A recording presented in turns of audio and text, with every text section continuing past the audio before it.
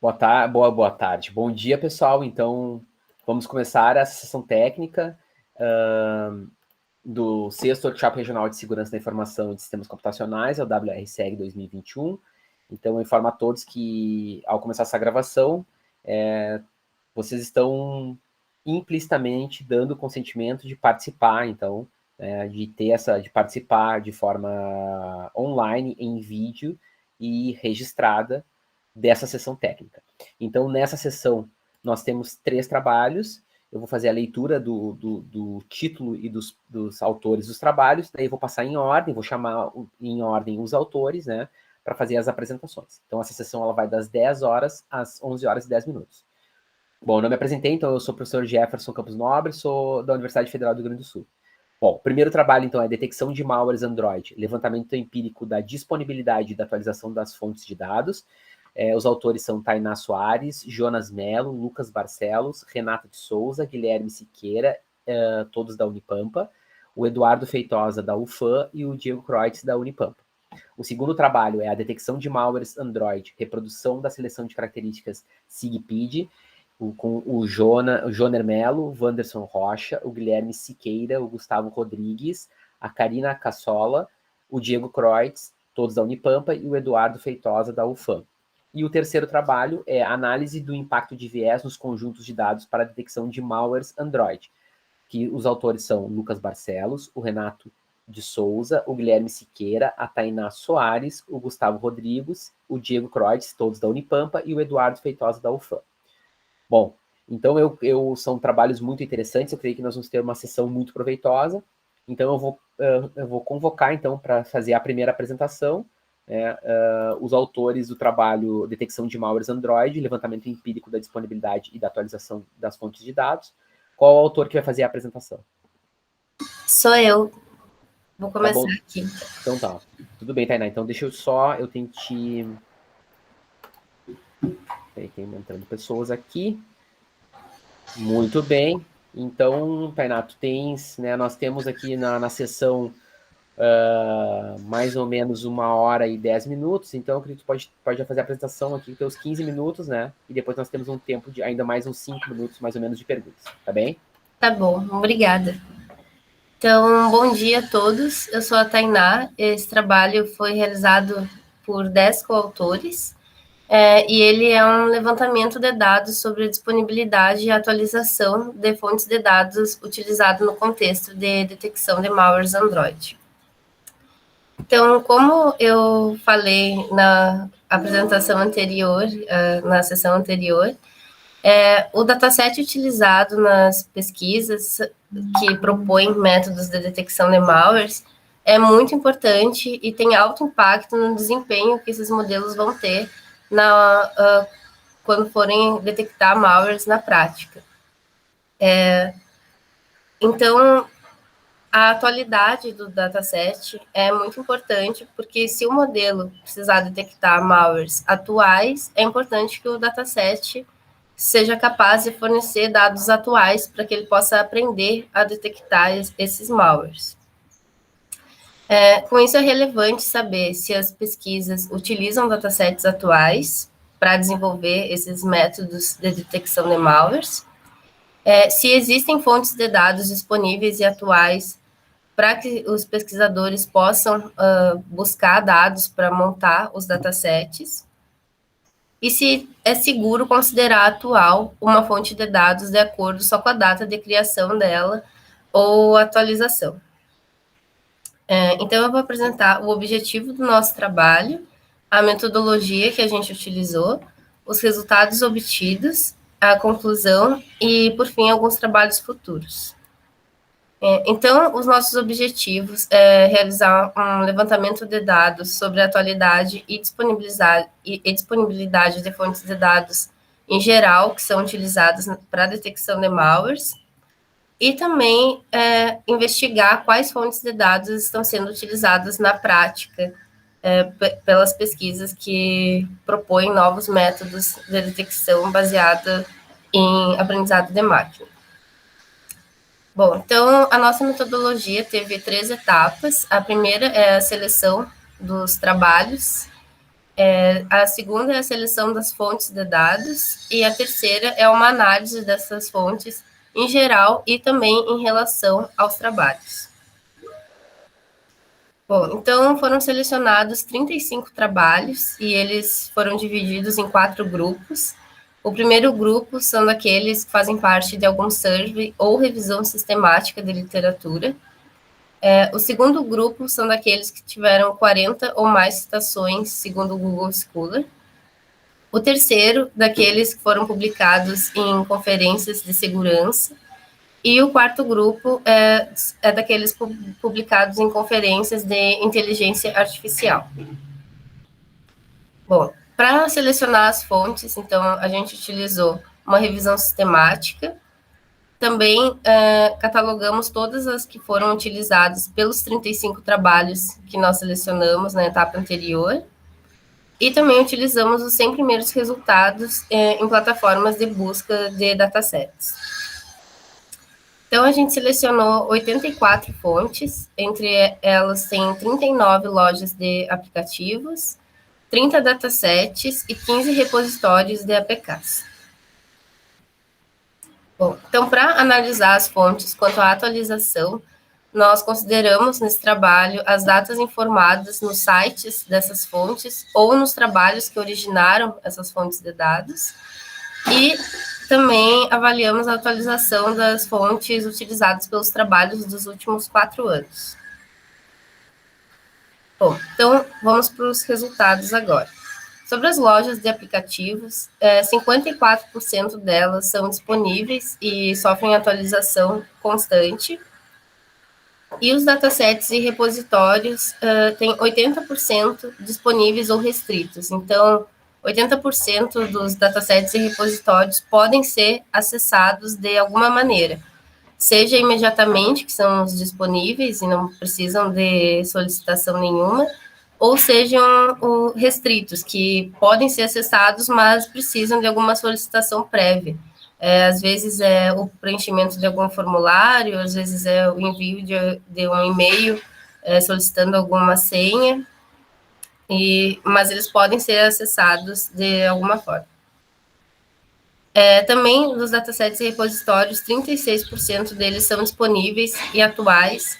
Então, 36% dessas fontes podem ser acessadas facilmente e contêm dados atuais. Então, agora eu vou apresentar alguns dados que a gente levantou por gráficos dos trabalhos dos últimos 4 anos, considerando a atualização das fontes que eles utilizam, e também os gráficos têm essa informação da disponibilidade dessas fontes. Então, em verde são as fontes disponíveis, em roxo são as fontes restritas, e em vermelho são as fontes indisponíveis. Bom, então, os trabalhos de 2018, 4 deles citam fontes datadas de 2008 a 2012, enquanto 2 deles também citam fontes atuais, considerando a data deles, que é 2018. Então, em 2018, foram mais utilizadas as fontes indisponíveis e mais antigas, datadas de 2012. Em 2019, isso se repete, e as fontes mais citadas também são as datadas de 2012 e indisponíveis. Então, 8 trabalhos mencionam fontes datadas de 2012, enquanto 5 mencionam as fontes mais atuais para 2019, que seria de 2018 a 2019, e 4 deles mencionam fontes de 2013 a 2017, sendo uma restrita, 2, uma indisponível, 2 restritas e uma disponível.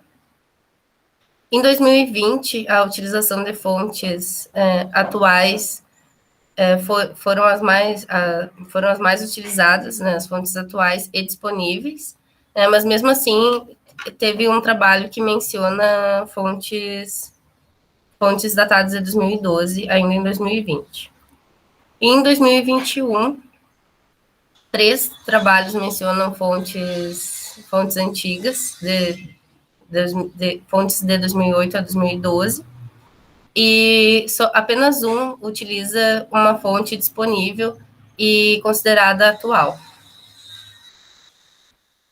Bom, então 100% dos trabalhos, né, dos últimos 4 anos utilizam fontes antigas, inclusive aqueles que citam que utilizam alguma fonte atual também utilizam fontes antigas, porque é muito comum que os datasets sejam montados através de várias fontes diferentes. Então, mesmo aqueles que utilizam alguma fonte atual também utilizam alguma antiga.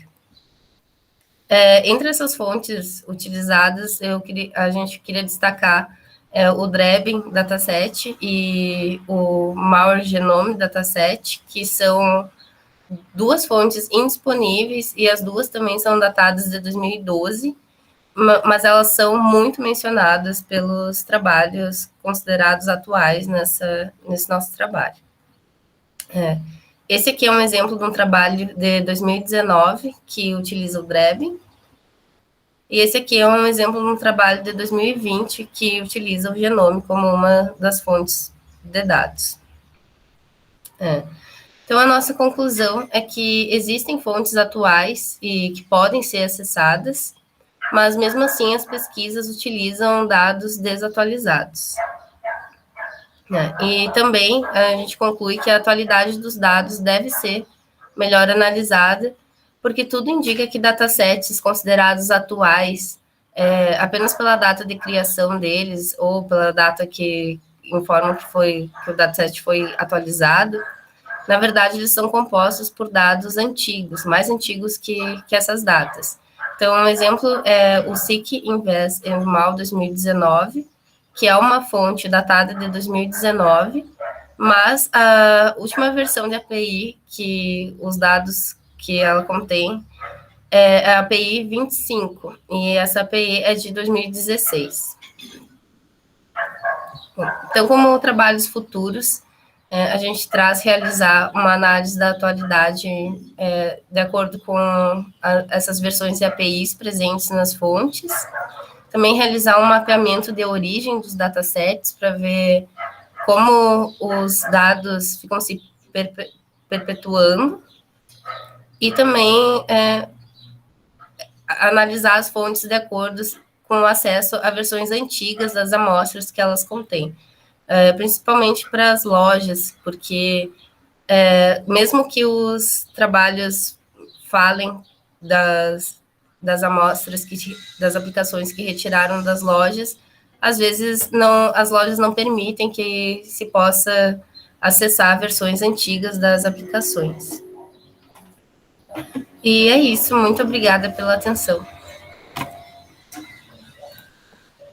Obrigado, Tainá, pela apresentação, pelo trabalho. Então, seguindo o protocolo, eu primeiro dou um momento para perguntas, né? Deixo aberto para perguntas da plateia. Não fiquem tímidos, podem fazer perguntas para a Tainá, aproveitem esse momento.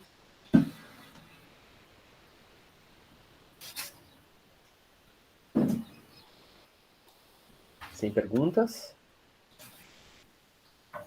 Tá, eu vou fazer uma pergunta então, Tainá, que é a seguinte, tem 2 perguntas, na verdade, que eu fiquei da apresentação. A primeira pergunta é que se tu acha, assim, tu falou da questão dos datasets, eles não serem novos, mas não conterem, assim, de certa forma, dados atualizados, né, essa relação, assim. Aí eu queria te perguntar qual tu acha que seria a forma de talvez lidar com isso, né, em relação aos datasets, eles deveriam, sei lá, apresentar algo distribuído no tempo, qual tu acha que é a forma que seria mais adequada para os datasets resolverem isso, assim? Se tu tivesse que prover, entendeu, uma solução para isso. Sim, eu acho que eles deviam informar as datas que eles informam, não devia ser a data de criação, assim, eu acho que eles deviam considerar a data eles deviam considerar as versões de APIs, né? O quão recentes são essas versões, essas aplicações que eles contêm, principalmente as aplicações maliciosas, porque essas são mais importantes, né, para o treinamento dos modelos de detecção. Sim, mas assim, eu te entendi, né? Claro, tem a data, vamos dizer assim, a data do release lá do dataset, né? Que é uma coisa, ó, o dataset foi lançado em 2019, mas o cliente colocou um deles ali, mas dá para dizer assim, ele contém malwares ou contém, né, contém dados de, sei lá, até 2016, assim. Até 2016. Entendi. Não, porque isso realmente eu acho que é uma contribuição bacana do trabalho, assim, porque normalmente a análise é feita se baseia assim, quando ele foi desenvolvido, assim, né? Quando ele foi entregue, né, do release dele, né? E não necessariamente ele tem a ver com a idade das análises.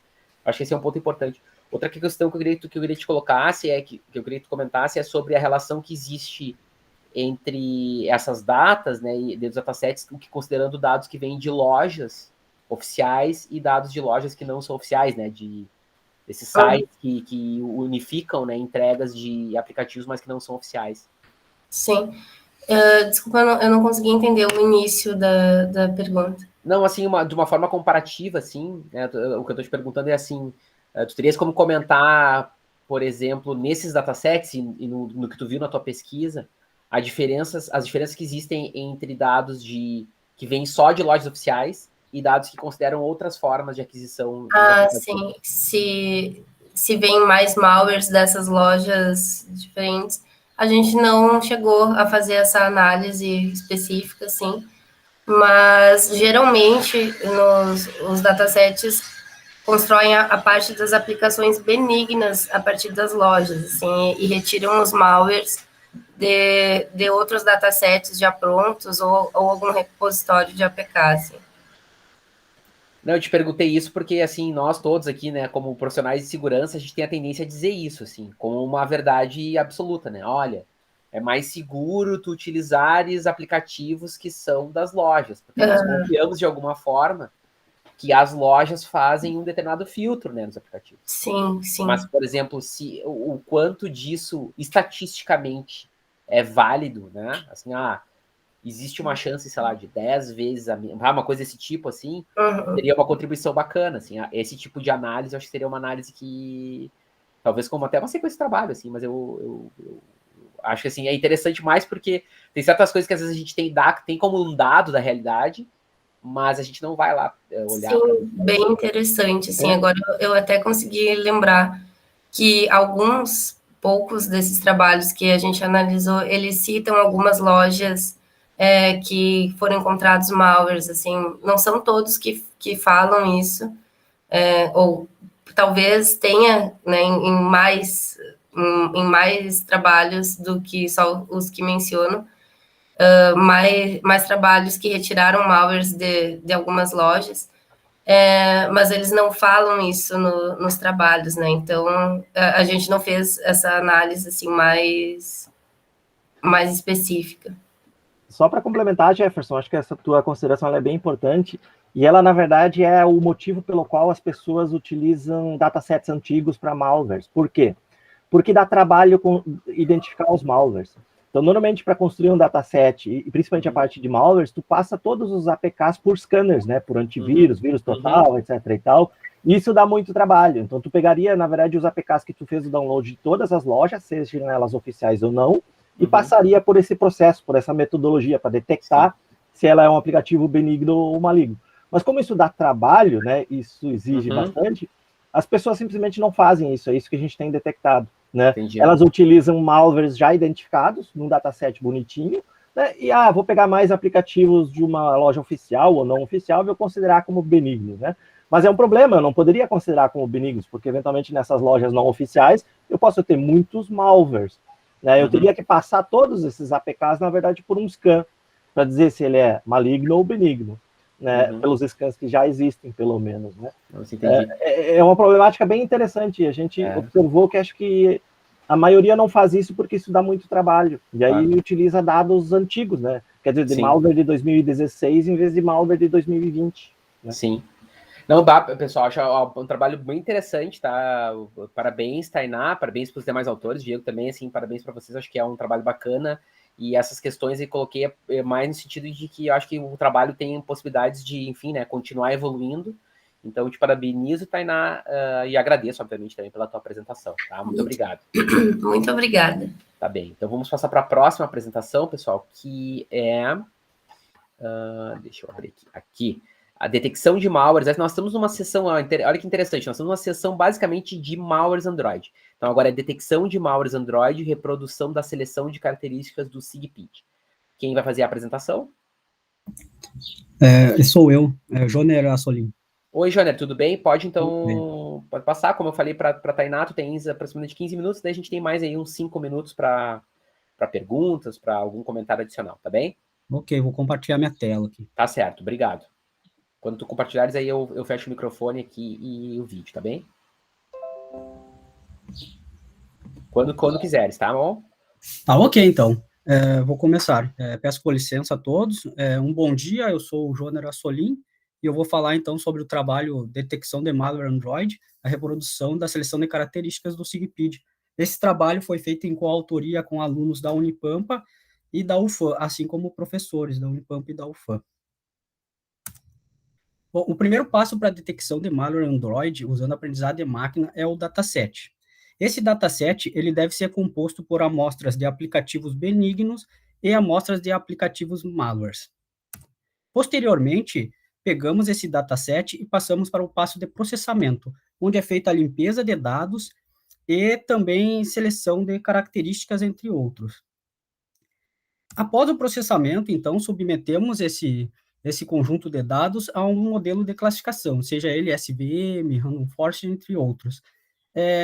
Como saída, então, do modelo de classificação, nós temos uma predição, que é o modelo dizer se o aplicativo ele é benigno ou ele é um malware. O problema é que, conforme o dataset vai integrando características, pode se tornar muito grande. Por exemplo, se levarmos em consideração apenas permissões e chamadas de API, API calls, o número pode ser muito grande de características, passando facilmente de 1000, e isso implica diretamente no tempo de treino desses modelos. Bom, será então que existe algum trabalho na literatura focado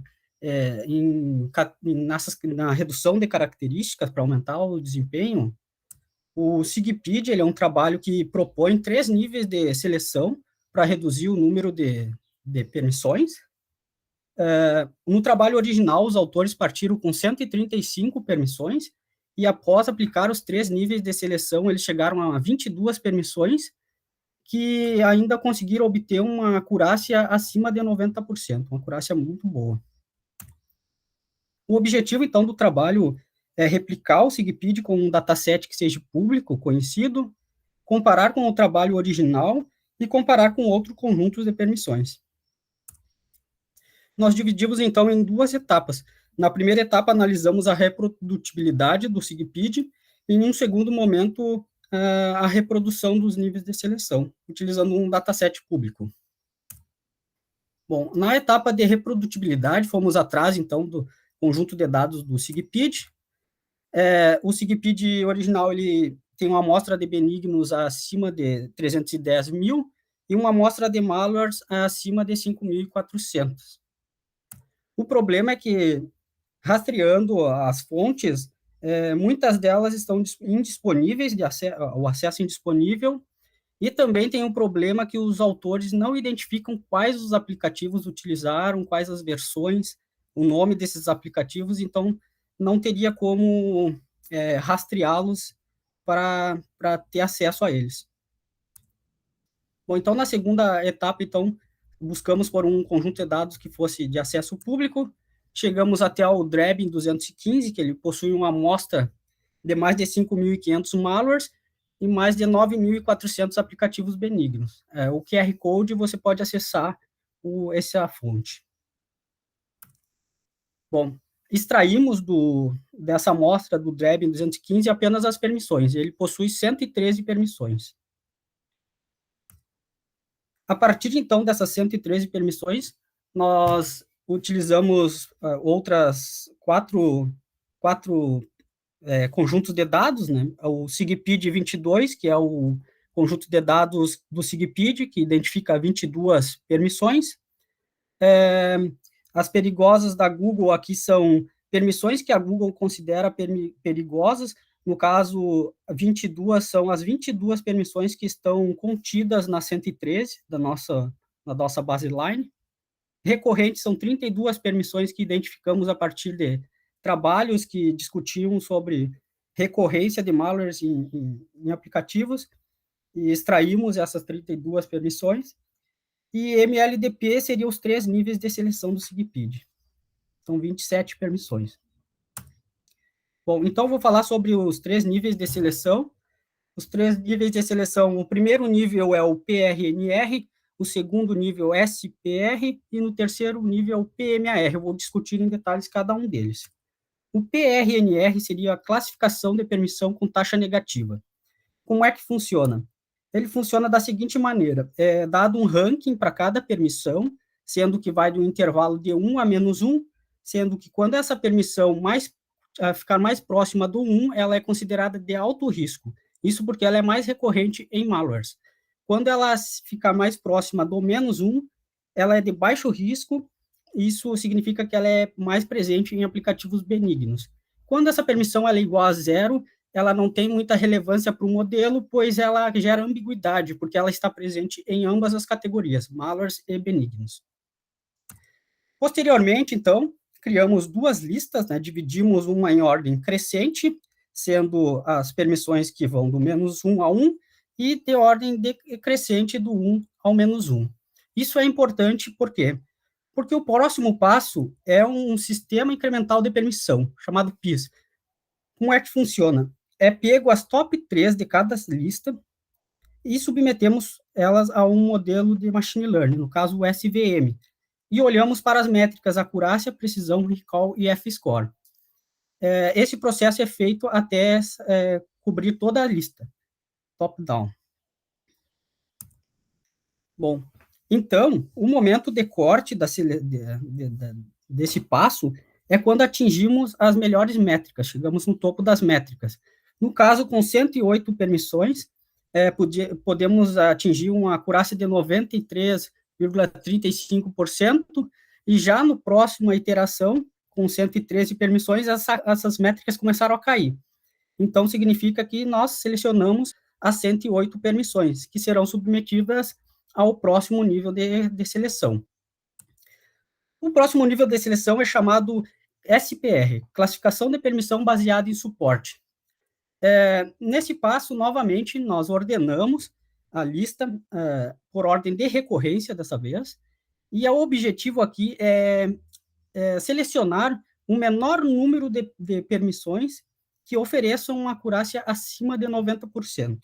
Então, novamente, aplicamos o sistema incremental, vamos iterando agora em 5 em 5, e com 30 permissões foi possível satisfazer essa condição de atingir a acurácia acima de 90%. Então, pegamos essas 30 permissões e passamos agora para um último nível.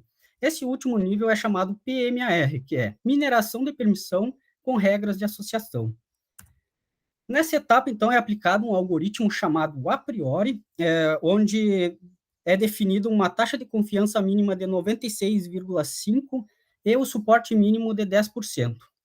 O objetivo aqui, então, é achar permissões que são correlacionadas, ou seja, dada uma permissão, a probabilidade mínima da outra aparecer é de 96,5%, com um suporte mínimo de 10%, ou seja, em 10% das transações, no mínimo, ela deve aparecer.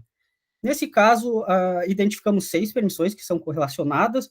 No caso, Change Wi-Fi State e Access Wi-Fi State, elas estão correlacionadas, então não precisamos, no modelo, considerar as duas, pois vão gerar ambiguidade ao modelo. Consideramos apenas uma. Então, eliminamos Access Wi-Fi State, por ela ser menos recorrente em malwares no nosso modelo. E assim aconteceu com o Manage Accounts e o Wired SMS, que foram excluídos. Ao final, então, dos 3 níveis de seleção, chegamos a 27 permissões que serão submetidas a modelos de treino e teste, a modelos de machine learning. Então, para o treino e teste desses modelos, usamos as bibliotecas scikit-learn, matplotlib, usamos a tecnologia Jupyter e a biblioteca NumPy. Bom, então usamos um modelo padrão supervisionado. A nossa amostra, ela contém mais de 15.036 aplicativos e foi dividido em 70-30, ou seja, 70% para treino e 30% para teste. Como resultado, então, quando diminuímos de 108 para 30, teve uma redução de 72% do número de permissões. Ainda assim, conseguimos manter uma boa acurácia, ficou acima dos 90%, e reduzimos o tempo de execução. Quando reduzimos ainda mais, 75%, o tempo de execução foi uma diferença de 3,18 segundos, e ainda assim ficamos acima dos 90%. Bom, então, para seguir com os testes, nós aplicamos outros algoritmos, sendo eles Decision Tree, Random Forest e Functional Tree. Podemos observar aqui que, quanto ao Functional Tree, usando 113 permissões, ele teve um melhor desempenho quanto à acurácia. Podemos ver aqui que ele atingiu 97,27% de acurácia, e no pior caso, da 113, ele ficou com 94,32%, que ainda assim é uma métrica, é um valor bem significativo. Quando olhamos para as permissões recorrentes e as 27 da reprodução do MLDLP, podemos ver que elas são equivalentes, as métricas delas são muito próximas. Isso indica também que o modelo que reconhece, que seleciona a recorrência, é equivalente ao modelo que faz 3 níveis de seleção. Outro fato interessante é que as permissões que são consideradas perigosas da Google, que estavam contidas no nosso baseline, ela teve o pior desempenho, não ficou acima de 90% em nenhum dos casos. E interessante é que as permissões originais do SIGPID, que também usam 22, tiveram uma acurácia bem superior às 22 da Google. E isso reforça a questão da importância de cada feature, de cada característica, né? Outro fato interessante aqui é propriamente a redução, né, de 76% da baseline após a aplicação dos 3 níveis de corte, que com 27 permissões, no pior caso, nós ficamos com 93,50% de acurácia, e no melhor caso, 95,43%. E no caso médio, 94,64% com o Random Forest. Isso são métricas bem boas, né? São métricas boas em consideração à redução, né? Quanto ao tempo de execução, o melhor tempo de execução aqui foi do Decision Tree. Em todos os casos, ele ficou abaixo de 1 segundo. Quanto ao Random Forest, ele teve um bom tempo de execução, foi o segundo melhor, e também ele teve métricas boas, né? O SVM já ele teve o pior tempo de execução, e as métricas não foram boas também, foram as piores. O FT, no entanto, ele teve boas métricas, mas, no entanto, o tempo de execução foi médio. O caso excepcional foi quando usamos 113 permissões, que ele teve um tempo de execução de 11,31 segundos, foi um ponto fora da curva. Isso é justificado pela natureza do algoritmo Functional Tree, que ele é uma generalização de árvore multivalorada, né? No caso, ele trata tanto de questões de classificação como regressão, e também variáveis binárias e multiclasse, e também dados faltantes. Por esse motivo, conforme tu aumenta as variáveis, o tempo de execução também aumenta. Bom, a conclusão é que tempo de execução é mais relevante. Isso depende do quanto de acurácia tu está deixando para obter esse tempo de execução. De repente, se tu perde muito em acurácia, não vale a pena, mas se tu perde em pouca, vale a pena, sim. A quantidade de dados impacta o tempo de execução, isso ficou bem claro ali na questão dos 3 níveis de seleção, né, que diminuímos mais de 3 segundos. A redução de características, sim, mantém uma boa acurácia, ficamos acima de 90%, e as permissões perigosas da Google, por si só, elas não são significativas.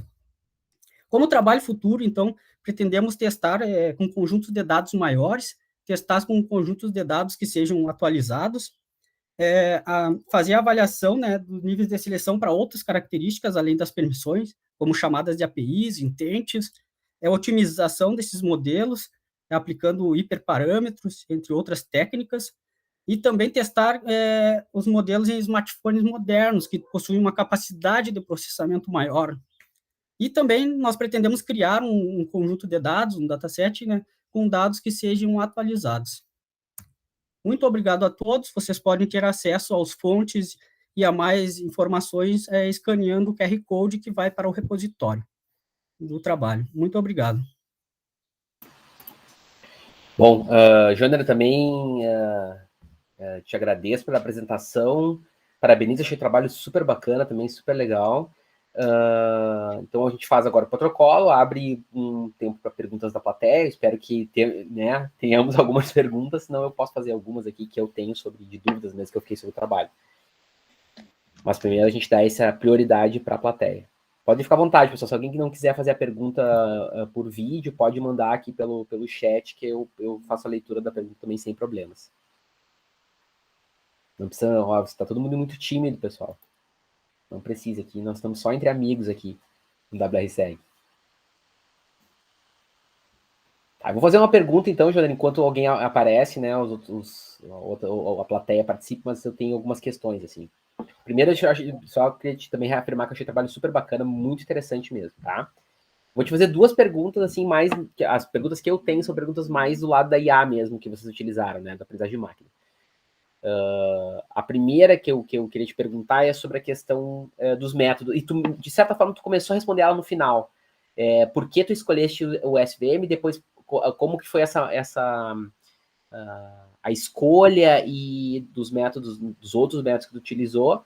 E se tu pensou, por exemplo, em usar métodos de tipos diferentes para ter resultados diferentes, como é que foi esse caminho na tua pesquisa? Interessante. A escolha do SVM, ela foi obtida, né, por meio da leitura do paper original, que é o método que os autores usam para aplicar aqueles 3 níveis de corte ali, de seleção de características. Então, o SVM não tinha como fugir dele. Claro. E no artigo do original, os autores alegam que a escolha do SVM é pelo fato dele ser o mais utilizado na literatura. Né? Esse foi a justificativa do SVM. Já os demais, o Functional Tree, foi um algoritmo que o trabalho original considera o principal deles, que foi o que melhor performou quanto às métricas, e de fato a gente percebeu isso, né? O Random Forest e o Decision Tree também estavam contidos no trabalho original, já o Decision Tree ele estava implícito, e o Random Forest era uma variação de árvore que eles usavam. Como eu não conseguia achar a variação da árvore, a gente aplicou o Random Forest. Entendi. Não, eu digo isso porque talvez, já uma ideia seria assim, tu tentares, claro, que eu entendi que, claro, e para mim isso aí é muito válido, acho que o trabalho de vocês foi muito bacana no sentido de analisar a própria reprodutibilidade do paper original, né? Acho que é super importante isso.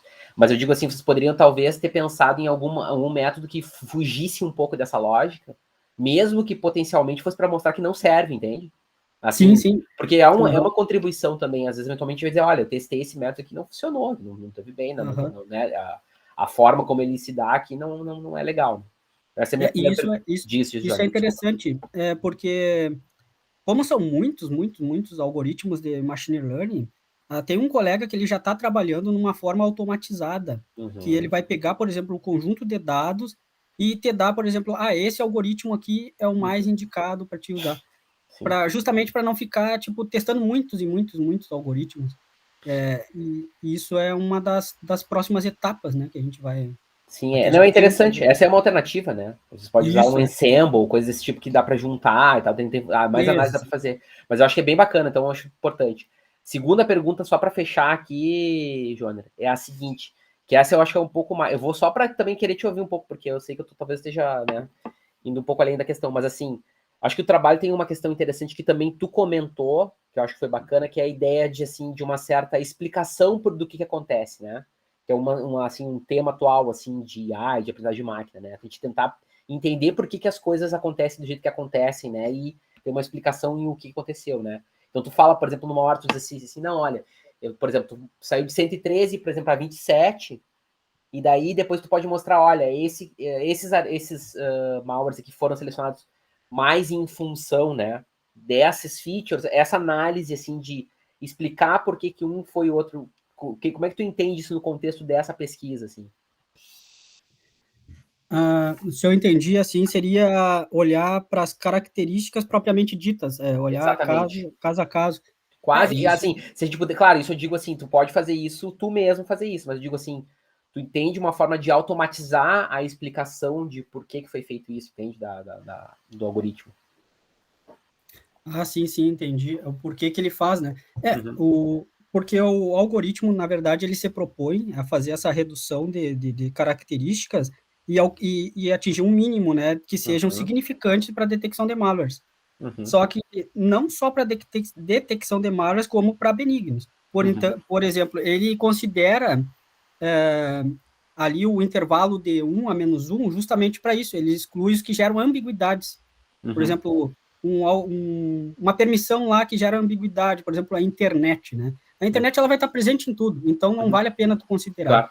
Mas, por exemplo, se tu usar uma forma automatizada, por exemplo, bibliotecas que implementam feature importance, entre outras técnicas, elas consideram a internet, porque elas olham para a recorrência.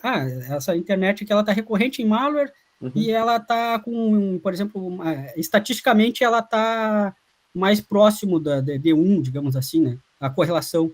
Aí eles consideram já o SIGPID, ele exclui a internet. Ele não considera no conjunto de dados. Então, esse é um diferencial desse modelo, né? Justamente isso. Assim. Sim, porque eventualmente tu pode observar, tu pode olhar essas características, né? Assim, a gente faz eventualmente manualmente. Tu diz, olha, esse aqui foi escolhido como malware. Daí tu pensa, bom, o que aconteceu aqui? Daí a gente consegue, de certa forma, criar uma explicação, né?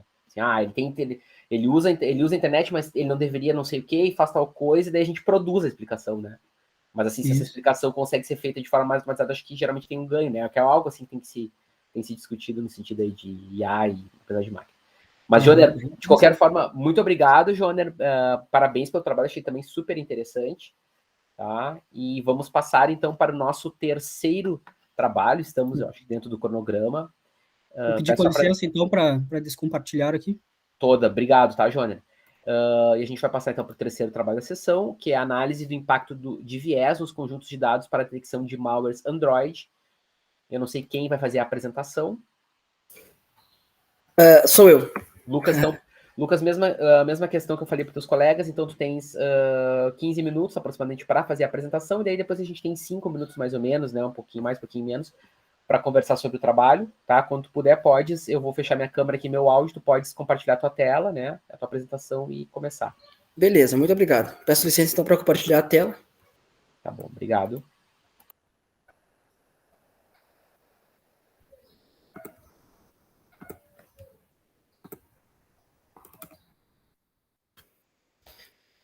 Bom dia a todos, meu nome é Lucas Villanova. Eu vou apresentar o trabalho sobre a análise do impacto de viés nos conjuntos de dados para a detecção de malwares Android. Esse trabalho foi feito em conjunto com os coautores. Quando nós falamos de detectar malwares Android utilizando conjunto de dados, um dos métodos mais utilizados é o aprendizado de máquina. Consequentemente, foi o método que utilizamos. Fazendo uma breve introdução sobre como utilizamos o aprendizado de máquina para detectar malwares Android, nós utilizamos datasets. Datasets são os conjuntos de dados que são representados como uma matriz, onde cada linha dessa matriz é um exemplo de aplicativo Android e cada coluna são as características desses exemplos de aplicativos, onde elas podem variar desde permissões, chamadas de sistemas, até chamadas de APIs. Nós também temos que definir qual algoritmo se adequa melhor ao nosso conjunto de dados e à nossa problemática definida. Por exemplo, se quisermos trabalhar apenas com as permissões Android, um dos mais indicados é o algoritmo Random Forest. Após termos definido o algoritmo, nós podemos treinar o modelo, onde nós vamos separar uma parte do conjunto de dados dos datasets e fornecer como treino para o modelo, onde nós vamos fornecer esses dados de treino ao algoritmo, e esse algoritmo, ele utilizará um conjunto de regras em seus cálculos e nos retornará um modelo, onde esse modelo preditivo é a equação final do algoritmo. Após termos um modelo treinado, nós podemos testá-los, fornecendo alguns dados de testes para ver qual seria seu desempenho em predizer aplicativos benignos e malignos, como podemos também otimizar esse modelo, onde nós tentamos procurar combinar a melhor combinação possível de hiperparâmetros, sendo assim, encontrando a melhor versão do modelo para esse conjunto de dados. O que nos levou a realizar esse trabalho foi que em nossas pesquisas nos deparamos com muitos trabalhos e também trabalhos atuais que utilizam datasets antigos para criarem modelos preditivos que detectem malwares novos. Então, esses trabalhos criam esses modelos com esses datasets que contêm dados defasados, que são aplicativos antigos. Fazendo, então, uma breve comparação de um malware de 2012 para 2021, como podemos ver, então, essa é uma linha de um dataset, onde representa um exemplo de aplicativo, em 5 permissões, onde tem 1, quer dizer que o exemplo de aplicativo requer a permissão para poder funcionar. Se contém 0, quer dizer que o aplicativo não requer essa permissão. Então, podemos ver que de 2012 para 2021, um malware, ele começou a passar a requerir o acesso à internet e também a permissão de mudar o estado do Wi-Fi. Então, como podemos ver, no decorrer dos anos, esses malwares, eles mudaram seu comportamento, sendo assim, se tornando cada vez mais sofisticados e requerindo modelos preditivos mais robustos para detectar esses malwares. Eu trago aqui uma publicação bem atual, que foi divulgada ontem, né, dia 28 de outubro, que foi descoberto um novo aplicativo malicioso em aplicações Android, que é o AbstractEmo. Ele é um aplicativo muito difícil de detectar, onde ele cria raízes no dispositivo infectado e concede-se a si mesmo permissões de administrador, onde silenciosamente ele começa a modificar as configurações do sistema. E ele é muito difícil de se detectar porque ele usa abstração de código e verificações anti-emulação. Então, ele é um aplicativo malicioso bem atual e muito difícil de detectar. E, então, fica claro que para detectar esses tipos de aplicativos atuais, nós precisamos criar modelos preditivos com dados atuais. Então, vem um questionamento que nós fizemos esse trabalho. Será que o modelo configurado para um dataset defasado mantém o mesmo desempenho em predizer malwares Android em datasets mais atuais?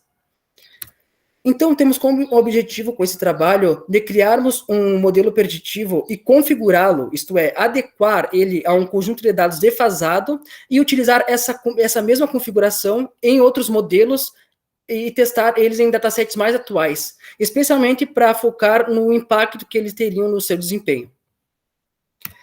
Com isso, o nosso trabalho está dividido em 4 etapas, onde a primeira etapa seria a selecionar os conjuntos de dados, aí para que depois, na segunda etapa, nós tratássemos esses dados e pré-processássemos esses dados, para que depois, numa terceira etapa, nós desenvolvêssemos um modelo e, por fim, analisássemos os resultados obtidos. Com isso, na primeira etapa do nosso trabalho, nós selecionamos 4 conjuntos de dados de acordo com o levantamento empírico do trabalho da disponibilidade e atualização de fontes de dados, onde nós selecionamos esses conjuntos de dados levando em consideração o critério dos mais utilizados em seu ano divulgado, assim também como os publicamente disponíveis encontrados na internet. O primeiro dataset que escolhemos foi o DREB 215, que é o dataset mais antigo de 2012. Ele serve como dataset de referência para o modelo, isto é dataset de referência porque nós vamos criar um modelo e configurar o modelo para esse conjunto de dados antigo. Nós selecionamos o DREB como dataset de referência por ele ser um dos mais utilizados em pesquisas atuais. Então, nós configuramos o modelo para esse conjunto de dados e vamos testar os modelos com essa mesma configuração em datasets mais atuais, que seria o AndroCrawl, de 2015, o dataset Android Malware Normal, de 2018, e o Defense Droid, de 2021, sendo o nosso dataset mais atual. Após essa etapa de seleção do conjunto de dados, nós fomos para a segunda etapa, onde nós tratamos os dados, onde tivemos que realizar limpeza dos dados e selecionar as características mais relevantes para o nosso estudo. Começando com a limpeza de dados, nós nos deparamos com valores inválidos no dataset Androcrawl, nós deparamos com muitos exemplos duplicados em todos os datasets e também tivemos que realizar transformações do tipo de variável para um tipo que o modelo entendesse e pudesse utilizar em seus cálculos.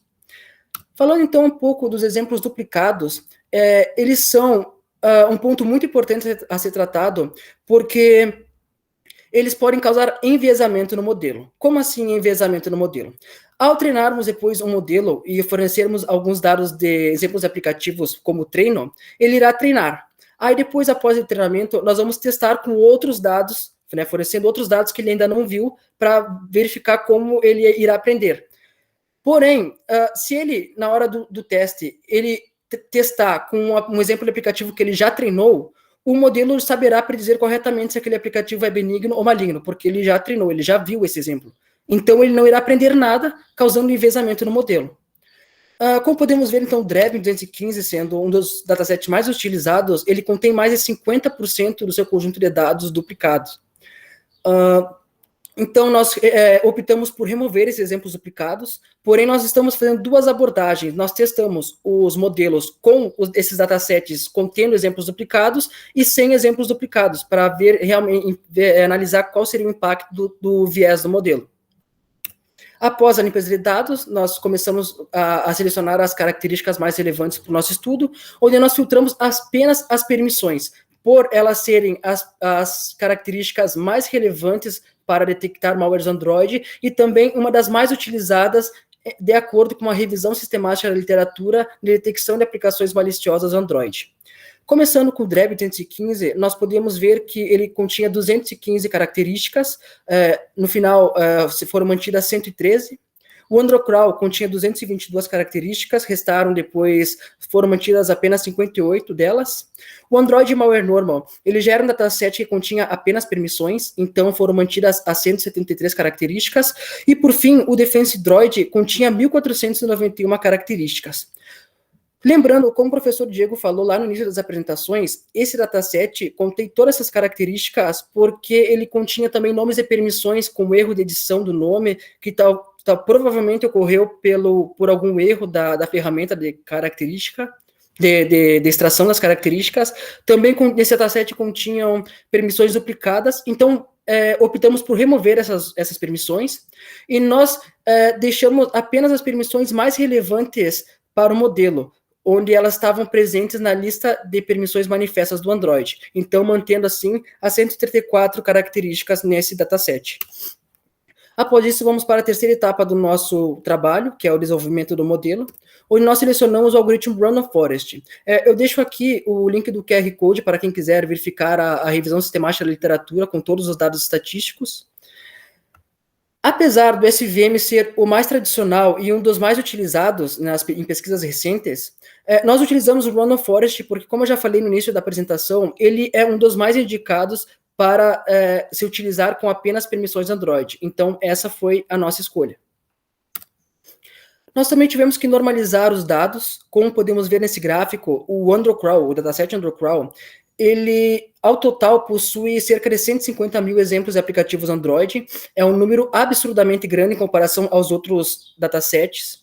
Então, nós resolvemos normalizar os dados de treino, onde nós vimos o DREB 215, que continha a menor quantidade de exemplos malignos, sendo 5.560, e a menor quantidade de exemplos benignos, que estava presente no Defense Droid, sendo 5.975 exemplos aplicativos benignos. Então, para a parte, na hora do treinamento do modelo, nós nivelamos, então, para todos os datasets, essa quantidade de exemplos aplicativos para todos os datasets na hora do treino, para que um modelo não treinasse mais que o outro, né?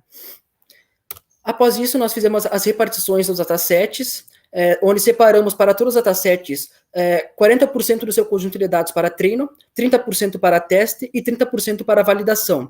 E lembrando que o dataset de referência para configurar o modelo é o DREB 215, que é o nosso conjunto de dados mais antigo. A métrica que nós selecionamos para avaliar o desempenho dos modelos é a métrica RockAlk. ela é a mais indicada para lidar com conjuntos de dados desbalanceados. Ela é uma derivação da curva ROC, onde ela descreve a curva ROC em números, onde a curva ROC é uma curva que avalia, em geral, a capacidade preditiva de um modelo em predizer duas classes, que no nosso caso seria benignos e aplicativos malignos. A ALC pode variar entre 0 a 1, onde o 0 significa um modelo que erra todas as predições, e 1 seria um modelo que acerta todas as predições. Em relação à otimização do classificador Random Forest, nós configuramos os seus hiperparâmetros com uma busca aleatória, onde nós selecionamos 6 hiperparâmetros e definimos alguns intervalos de busca, onde essa busca aleatória tinha como objetivo de combinar esses hiperparâmetros e nos retornar a melhor combinação possível para aquele dataset. Então, nos retornando, então, assim, o modelo que melhor se adequa àquele conjunto de dados. Alguns hiperparâmetros que selecionamos foi o N-Estimators, que seria o número de árvores utilizadas no algoritmo Random Forest, e o Min Samples Leaf, que seria a quantidade mínima de amostras presentes necessárias em cada nova folha de cada árvore dessas de decisão. Então, indo para a última etapa do nosso trabalho, nós analisamos os resultados. Como já foi falado, nós fizemos 2 abordagens, onde nós, para cada modelo, nós estamos em datasets com e sem duplicatas, especialmente para dar foco no impacto de viés que teria no desempenho do modelo.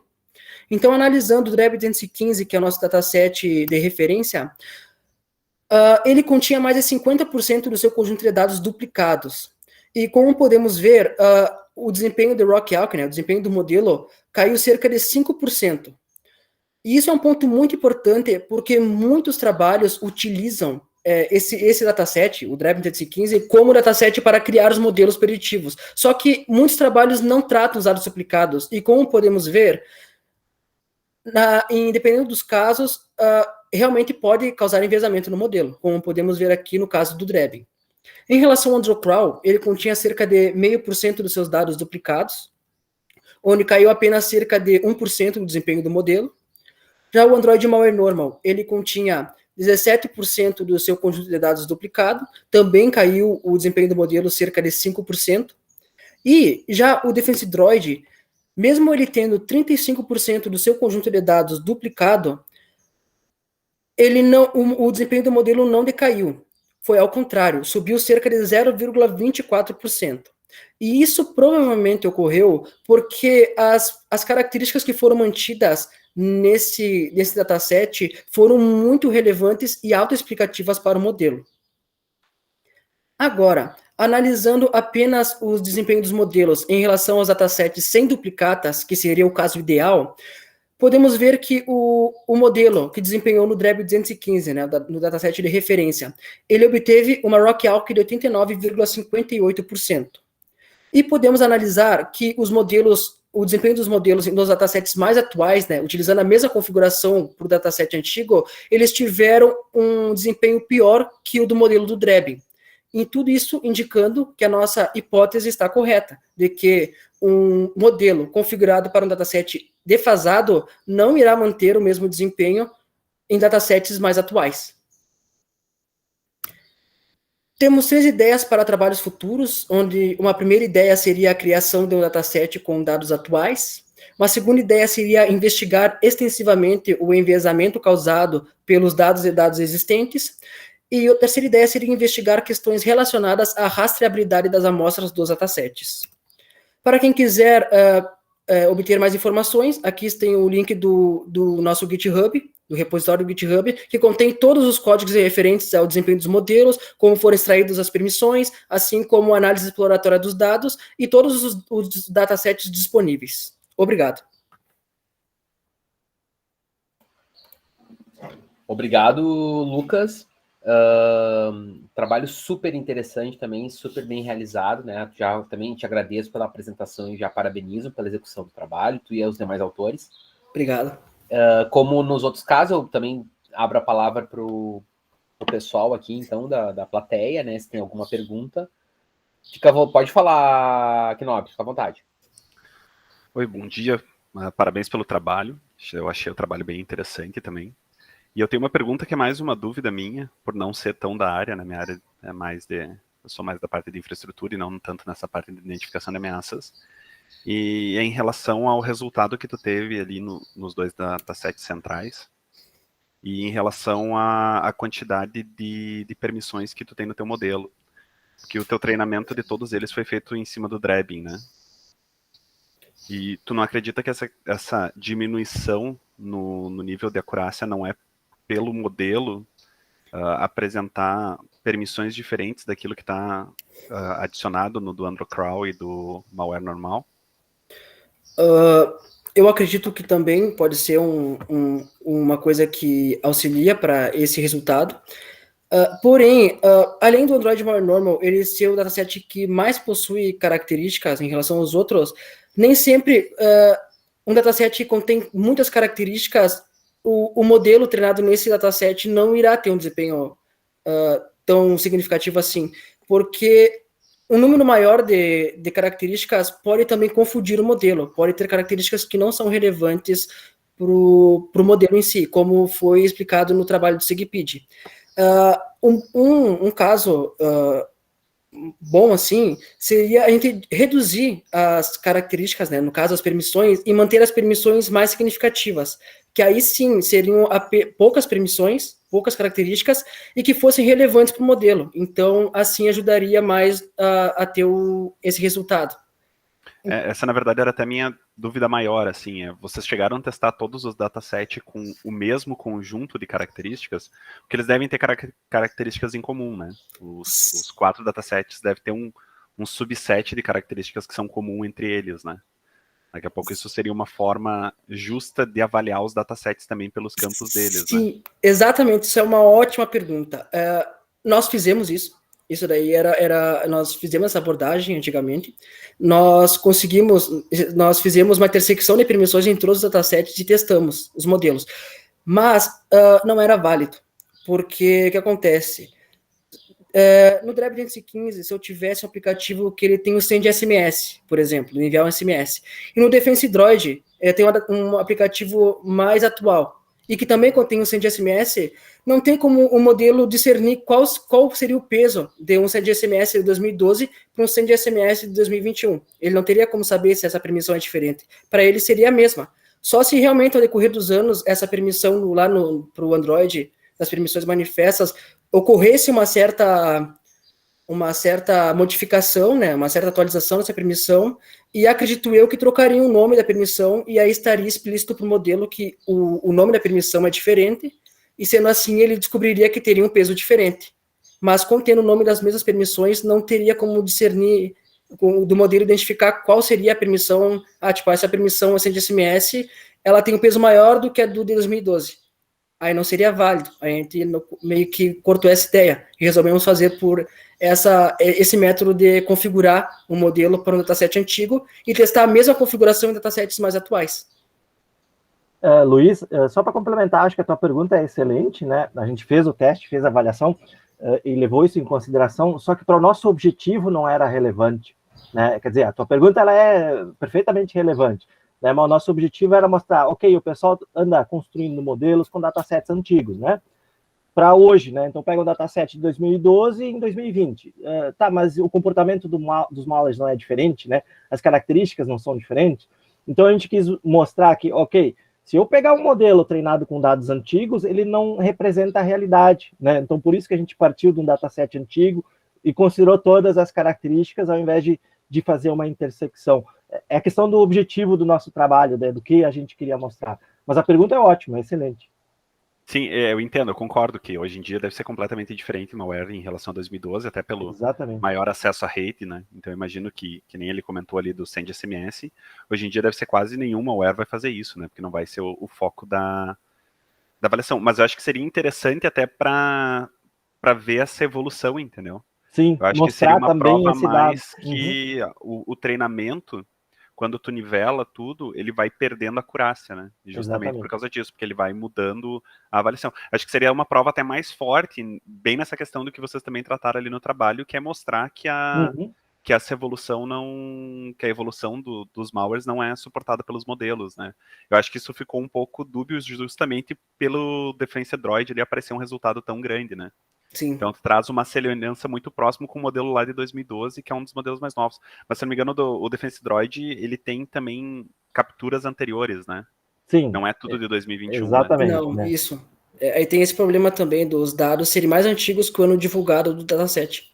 Ali é legal fazer uma análise da relevância de todas as características apresentadas, né? De todas as permissões apresentadas em cada dataset, né? Que seria uma continuação do trabalho, um aprofundamento, para demonstrar esse problema, né? De uma forma mais detalhada. Sim, com certeza. Acho que é bem bacana. Uhum. Obrigado, Diego. Nada.